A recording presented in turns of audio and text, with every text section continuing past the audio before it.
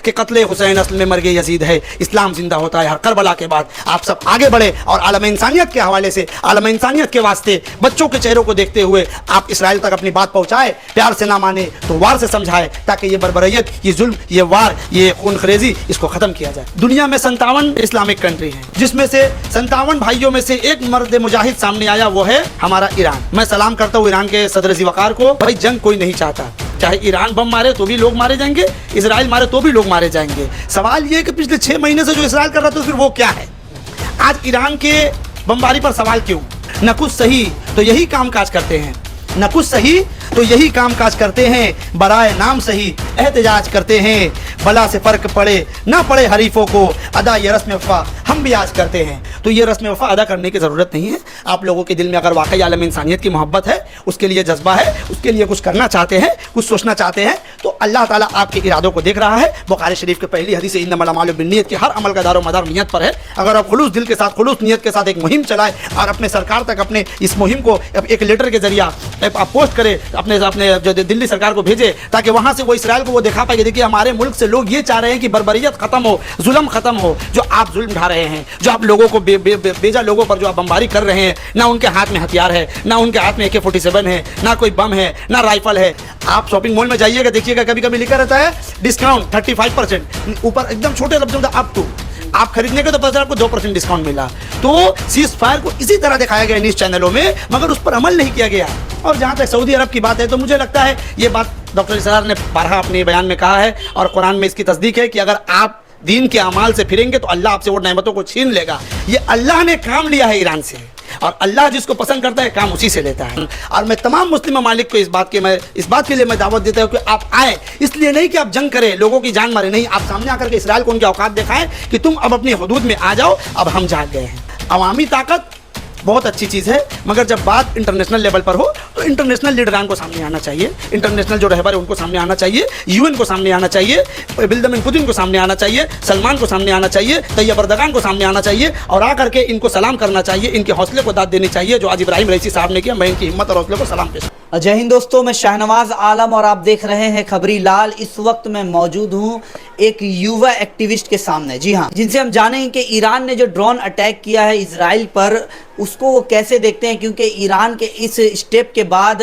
पूरी दुनिया में एक बौछार मच गई है और कहीं ना कहीं लोग, कई कंट्रीज़ जो है, कई ममालिक ईरान के इस स्टेप के फेवर में है, तो कई कंट्री इसके अगेंस्ट में भी देखे जा रहे हैं। वहीं सीज फायर को लेकर बहुत सारी कंट्री ने सिर्फ अपनी बातें रखी थी, लेकिन ज़मीनी स्तर पर सीज फायर का कोई नामो निशान देखने को नहीं मिला था। गाज़ा पर जो हमला हुआ, तकरीबन ये जंग 6 महीने से चल रही थी, जिसमें लाखों लोगों ने अपनी ज़िंदगियां गंवाई है, जिसमें 40 से 50 हज़ार बच्चों ने भी अपनी ज़िंदगी गंवाई है। तो हम अजहर भाई से सबसे पहला सवाल ये करेंगे कि ईरान के इस स्टेप को, ईरान के इस ड्रोन अटैक को आप कैसे देखते हैं? सबसे पहले मैं आपके चैनल का शुक्रगुजार हूँ कि आपने मुझे अपने इस चैनल पर बुलाया।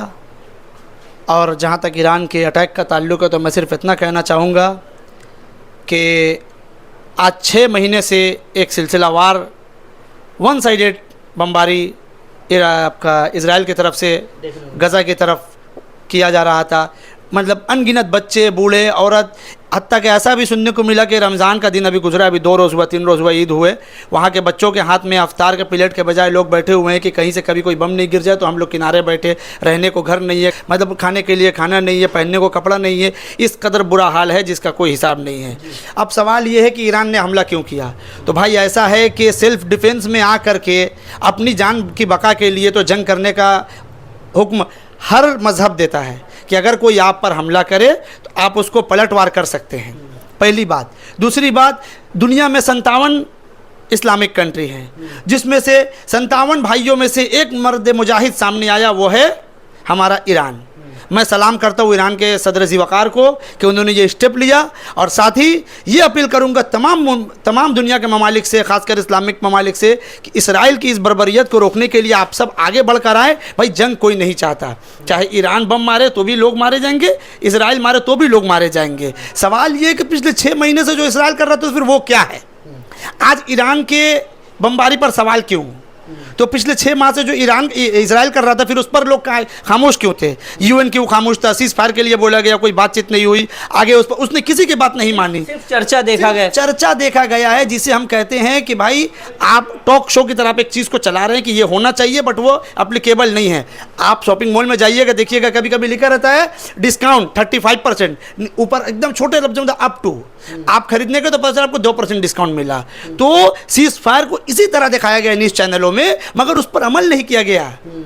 अगर आज अमल होता तो आज गज़ा की हालत ऐसी नहीं होती, फ़लस्तीन की हालत ऐसी नहीं होती। सबसे बड़ी बात, और ईरान ने जो ये स्टेप लिया है, ये मेरे ख्याल से एक मुस्लिम कंट्री के हिसाब से उन्होंने अगर वो साथ देने की कोशिश की है तो मैं सलाम करता हूँ उनके हिम्मत और हौसले को। और साथ ही जितने भी गल्फ़ ममालिक के, सेंट्रल एशिया के जितने कंट्री हैं उस अंचल में, सबको इस पर बढ़ करके आगे हिस्सा लेना चाहिए कि नहीं, इसराइल की बर्बरियत को अब ख़त्म करना है।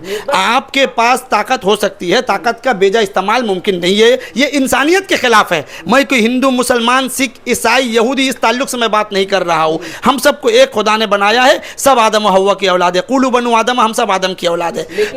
लेकिन एक सवाल यहाँ ये आ रहा है कि इजराइल ये भी कह रहा है कि वो फ़लस्तीन को दुनिया के नक्शे से मिटा देगा और फ़लस्तीन का नामो निशान भी नहीं रहेगा। मैं यहाँ पे आपको ज़रा सा इस्लामिक पॉइंट ऑफ व्यू से बात कहना चाहूँगा, और उसकी शुरुआत में इस तरह करता हूँ कि it is a beginning of an end. इसलिए कि इस्लाम में ये कहा गया है कि एक वक्त आएगा जब पूरी दुनिया में मुसलमान मार खाएंगे, पूरी दुनिया से मुसलमान को धक्का दिया जाएगा, निकाला जाएगा, मारा जाएगा, घसीटा जाएगा, और उस वक्त फिर इमाम मेहदी का ज़हूर होगा और फिर पूरी दुनिया में इस्लाम का परचम लहराएगा। ये अच्छा वक्त होगा, मगर ये क़यामत के करीब होगा। इसीलिए मैंने वो जुमला कहा, it is the beginning of an end. तो ये अब हम लोग इख्तिताम की तरफ हैं।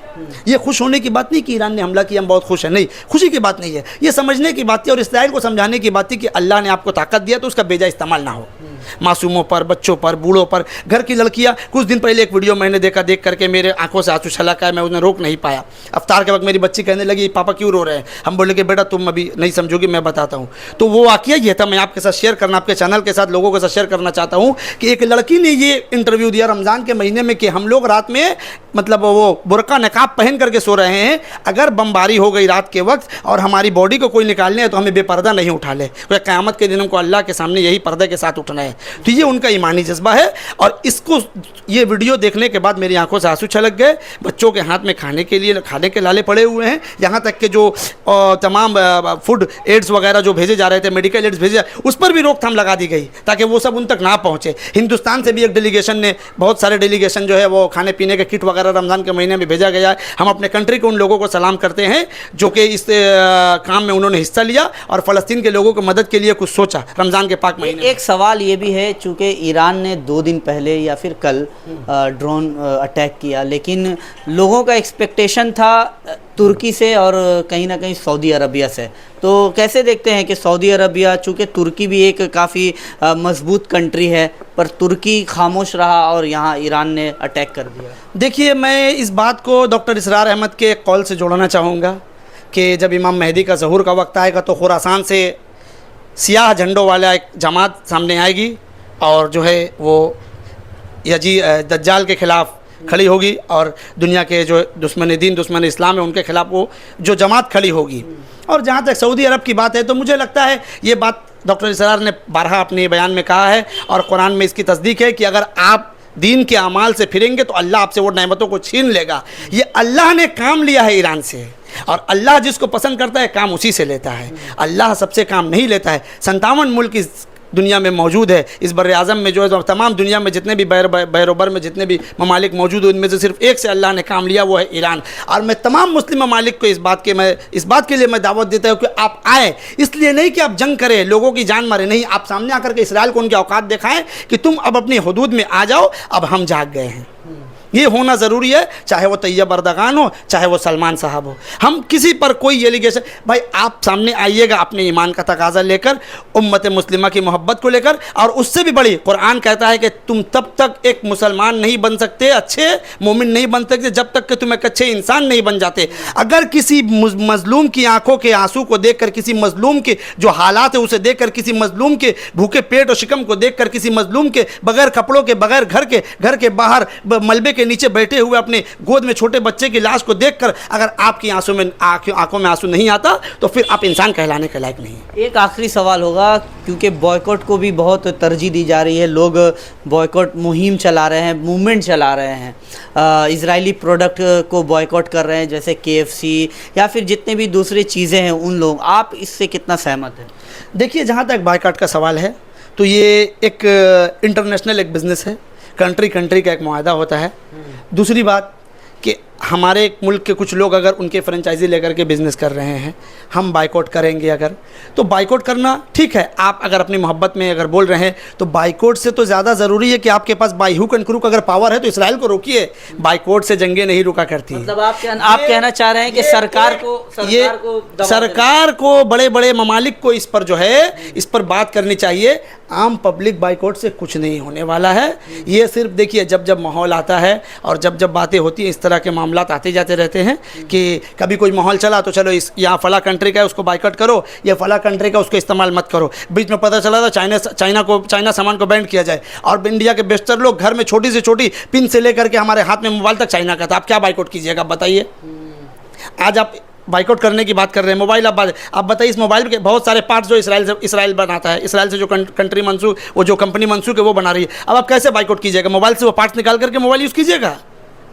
तो देखिए, ये सब एक ऊपर की बातें हैं, इसमें बहुत सारे उलझाने वाली भी बातें, ताकि लोग छोटी छोटी चीज़ों में, देखिए अवामी ताकत बहुत अच्छी चीज़ है, मगर जब बात इंटरनेशनल लेवल पर हो तो इंटरनेशनल लीडरान को सामने आना चाहिए, इंटरनेशनल जो रहबर है उनको सामने आना चाहिए, UN को सामने आना चाहिए, व्लादिमीर पुतिन को सामने आना चाहिए, सलमान को सामने आना चाहिए, तैयब एर्दोगान को सामने आना चाहिए, और आकर के इनको सलाम करना चाहिए, इनके हौसले को दाद देनी चाहिए जो आज इब्राहिम रईसी साहब ने किया। मैं इनकी हिम्मत और हौसले को सलाम पेश कर। मैं अपने एक दोस्त, मेरे दोस्त बहुत अजीज़ बड़े भाई असद जावेद तुराबी का एक कथा मेरे जहन में आ रहा है, तो मैं वो आपको सुनाता चलूँ कि न कुछ सही तो यही काम काज करते हैं, न कुछ सही तो यही काम काज करते हैं, बराए नाम सही एहतजाज करते हैं, भला से फ़र्क पड़े ना पड़े हरीफों को, अदा ये रस्म वफ़ा हम भी आज करते हैं। तो ये रस्म वफ़ा अदा करने की ज़रूरत नहीं है।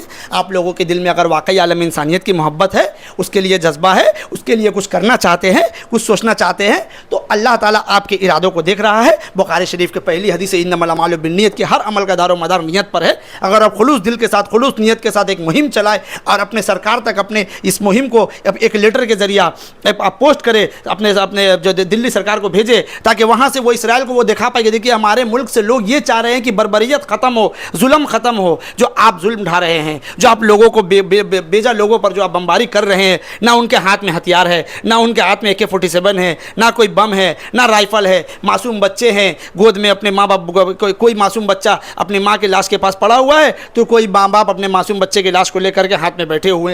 तो यहाँ कौन सा टेररिस्ट है, यहाँ कौन सा कोई जंग लड़ने के लिए खड़ा है? भाई ये तो फिर वही बात हो जाएगी कि मतलब जो है करबला में इमाम हुसैन एक तरफ निहत्थे पहुँचे और यहाँ यजीद की फ़ौज पूरा फौजदारी मामलात जो जंग में चलाया जाता है वो उन्होंने चलाया। और आखिर में मैं सिर्फ यही कहना चाहूँगा, और तमाम ममालिक, तमाम दुनिया में जितने ममालिक हैं, खुसूसन इस्लामी ममालिक, मुस्लिम कंट्री जितने हैं, मैं उन्हें ये पैगाम देना चाहता हूँ कि कत्ल हुसैन असल में मर्ग यजीद है, इस्लाम ज़िंदा होता है हर करबला के बाद। आप सब आगे बढ़े और आलम इंसानियत के हवाले से, आलम इंसानियत के वास्ते, बच्चों के चेहरों को देखते हुए आप इसराइल तक अपनी बात पहुँचाए, प्यार से ना माने तो वार से समझाए, ताकि ये बर्बरियत, ये जुल्म, ये वार, ये खून खरेजी, इसको ख़त्म किया जाए। बस इसी बात के साथ मैं अपनी बात को ख़त्म करता हूँ। बहुत बहुत शुक्रिया। ये थे मोहम्मद अजहरुद्दीन, जिनसे हम बात कर रहे थे। इनकी बातों को आप कैसे देखते हैं कमेंट करके ज़रूर बताएं। खबरी लाल को यूट्यूब पे सब्सक्राइब और फेसबुक पे फॉलो करें। जय हिंद, जय भारत।